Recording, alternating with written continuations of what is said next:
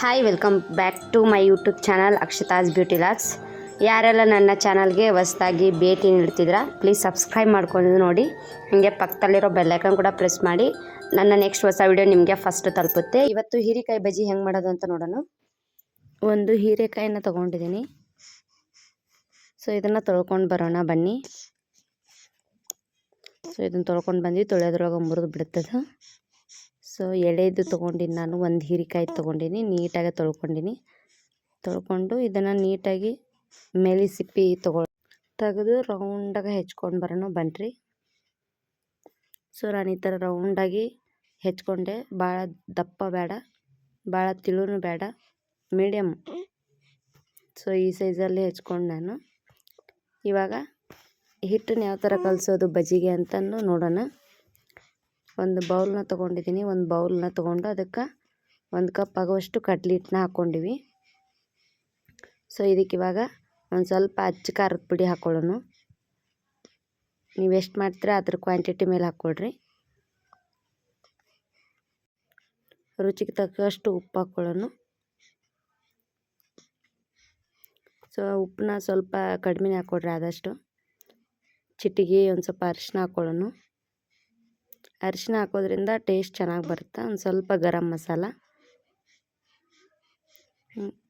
So ಇದನ್ನೆಲ್ಲ ಹಾಕಿ ಲಾಸ್ಟಲ್ಲಿ ಸ್ವಲ್ಪ ಸೋಡಾ ಪುಡಿನ ಹಾಕ್ಕೊಳ್ಳೋಣ. ಸೋಡಾ ಪುಡಿ ಹಾಕ್ಕೊಂಡು ಚೆನ್ನಾಗಿ ಅದನ್ನು ಮಿಕ್ಸ್ ಮಾಡಬೇಕು. ಸೊ ಒಂದು ಸ್ವಲ್ಪ ಅಜ್ವಾನ ತೊಗೊಂಡಿನಿ. ಈ ಅಜ್ವಾನ ಒಂದು ಸ್ವಲ್ಪ ಕೈಲೇ ತಿಕ್ಕೊಂಡು ಹಾಕ್ಕೊಂಡು ಚೆನ್ನಾಗಿ ಫಸ್ಟು ಒಣದೇ ಮಿಕ್ಸ್ ಮಾಡ್ಕೊಂಬಿಡೋಣ. ಈ ಥರ ಒಣದೆಲ್ಲ ಕರೆಕ್ಟಾಗಿ ಮಸಾಲೆ ಮಿಕ್ಸ್ ಆಗಬೇಕು. ಆ ಥರ ಮಿಕ್ಸ್ ಮಾಡಿಕೊಂಡು ನೆಕ್ಸ್ಟ್ ಇದಕ್ಕೆ ಸ್ವಲ್ಪ ನೀರನ್ನ ಹಾಕ್ಕೊಳ್ಳೋಣ. ಸ್ವಲ್ಪನೇ ನೀರನ್ನ ಹಾಕ್ಕೊಂಡು ಈ ಥರ ಸ್ಪೂನಿಂದ ಅಥವಾ ಕೈಯಿಂದ ಮಿಕ್ಸ್ ಮಾಡ್ಕೊತ ಹೋಗ್ರಿ. ಒಂದೇ ಸಾರಿ ಹಾಕಕ್ಕೆ ಹೋಗ್ಬೇಡ್ರಿ ನೀರು. ಸೊ ಫೈನಲಿ ಹದಕ್ಕೆ ಬರಬೇಕು. ಈ ಥರ ನಾವು ಕಲಿಸ್ಕೋಬೇಕು. ಇದಕ್ಕೆ ಇದನ್ನು ಒಂದು 2-3 ನಿಮಿಷ ಹಂಗೆ ತೆಗೆದಿಟ್ಟು ಸೊ ಇದನ್ನೊಂದು ಸ್ವಲ್ಪ ನೆಕ್ ನೋಡ್ರಿ ನೀವು. ಉಪ್ಪು ಗಿಪ್ಪು ಏನು ಕಡಿಮೆ ಆಗುತ್ತೆ ಎಲ್ಲ ಗೊತ್ತಾಗ್ಬಿಡುತ್ತಾ. ಇದಕ್ಕೆ ಇವಾಗ ನಾವು ರೌಂಡಾಗಿ ಹೆಚ್ಚಿಟ್ಕೊಂಡಿದ್ವಲ್ಲ ಅದನ್ನು ಹೀರೆಕಾಯಿನ ಹಾಕ್ಕೊಂಬಿಡೋಣ. ಸೊ ಎಲ್ಲನೂ ಹಾಕ್ಕೊಂಡು ಅದ್ರೊಳಗೆ ಹೊಳ್ಯಾಡ್ಸೋಣ.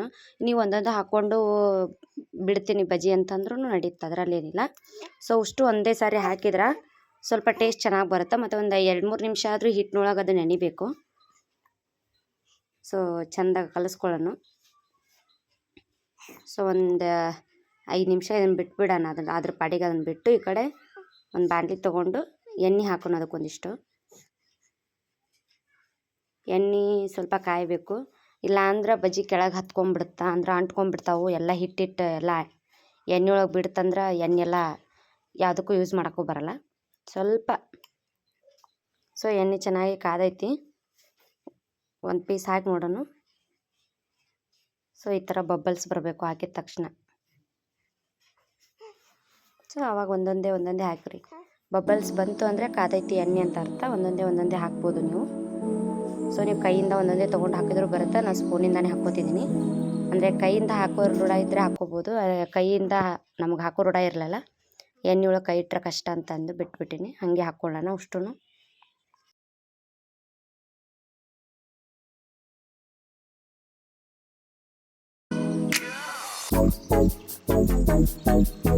ಸೊ ಇದು ಒಂದು ಸ್ಪೂನಿಂದ ತಿರುಗಿಸ್ಕೊಳ್ಳೋಣ. ಸೊ ನೋಡ್ತಿರ್ಬೇಕು, ತಿರುಗಿಸ್ಕೊಂಡಾಯ್ತು. ಈ ಥರ ತಳ ಬಿಡಬೇಕದು.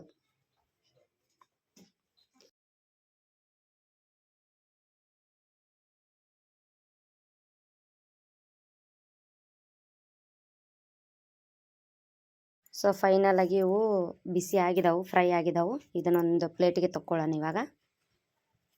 ಸೊ ನೋಡ್ತಿರ್ಬೇಕು, ನಾನು ಇದ್ರ ಜೊತೆಗೆ 1-2 ಮೆಣಸಿಕಾಯಿನ ಕರ್ಕೊಂಡಿದ್ದೀನಿ. ಹಂಗೆ ಒಂದು ಉಳ್ಳಾಗಡ್ಡಿನ ಹೆಚ್ಕೊಂಡಿದ್ದೀನಿ ಟೇಸ್ಟಿಗೋಸ್ಕರ. ಸಖತ್ತಾಗಿರುತ್ತೆ ಟೇಸ್ಟು. ಒಂದು ಸಾರಿ ಟ್ರೈ ಮಾಡಿರಿ. ಈ ವೆದರಿಗಂತೂ ತುಂಬ ಚೆನ್ನಾಗಿರುತ್ತೆ. ಹೀರೆಕಾಯಿ ಬಜ್ಜಿ ನನಗೆ ಇಷ್ಟ ಆಗುತ್ತೆ ಅನ್ಕೋತೀನಿ. ಇವಾಗ ಮಳೆ ಅಂತೂ ಹಾಕ್ಬಿಟ್ಟೈತಿ. ಸೊ ಈ ಮಳೆಗೆ ಸ್ವಲ್ಪ ಈ ಥರ ತಿಂದ್ರೆ ಟೇಸ್ಟ್ ಚೆನ್ನಾಗಿರುತ್ತೆ. ಇದ್ರ ಜೊತೆ ಟೀನೋ ಕಾಫಿನೋ ಮಾಡ್ಕೊಂಡು ಕುಡಿದ್ರೆ ಇನ್ನೂ ಸಖತ್ತಾಗಿರುತ್ತೆ. ಇವತ್ತಿನ ವ್ಲಾಗ್ನ ಇಲ್ಲಿಗೆ ಎಂಡ್ ಮಾಡ್ತಿದ್ದೀನಿ. ಈ ರೆಸಿಪಿ ಇಷ್ಟ ಆದರೆ ಲೈಕ್, ಶೇರ್, ಕಮೆಂಟ್ನ ಮಾಡಿ. ಹಾಗೆ ಸಬ್ಸ್ಕ್ರೈಬ್ ಮಾಡೋದನ್ನು ಮರೆಯೋಕ್ಕೆ ಹೋಗ್ಬೇಡಿ. Thank you.